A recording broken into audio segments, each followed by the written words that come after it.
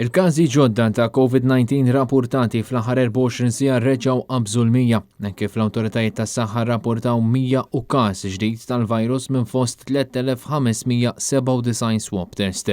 B'hekk fit-tmiem il-75 ġimgħa tal-pandemija f'pajjiżna rajna total ta' 476 każ ġdid, tnaqqis marġinali meta kkumparat mal-ġimgħa ta' qabel. Dan fil-waqt li fl-aħħar sigħat fiqu total ta' 119 persuna biex bekk il-każi attivi f'Malta u Fgħawdex qed jammontaw għal 723. B'xorti tajba ma kienet rapportata ebda fatalità. Bħalissa fl-Isptar Mater Dei 36 pazjent rikoverati minħabba l-virus u li 4 minnhom jinsabu fit-taqsima tal-kura intensiva.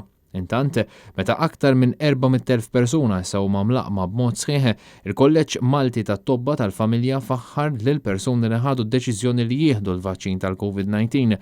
Min-naħa l-oħra, it-Tobba qalu li jinsabu diżappuntati bl-istess żbalji li qed jerġgħu isiru minn diversi entitajiet u saħħu li l-aġenziji tal-infurzar mhumiex effettivi.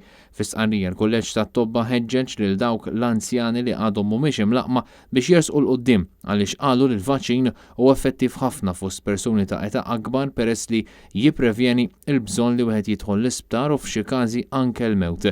It-Tobba qalu li jinsabu mħassba dwar ir-rispons mill-pubbliku fil-konfront ta' nies li qed jiġu infettati bil-COVID-19 minkejja li huma mlaqma u ma saħħu li huwa inġust li tinħoloq din it-tip ta' stigma.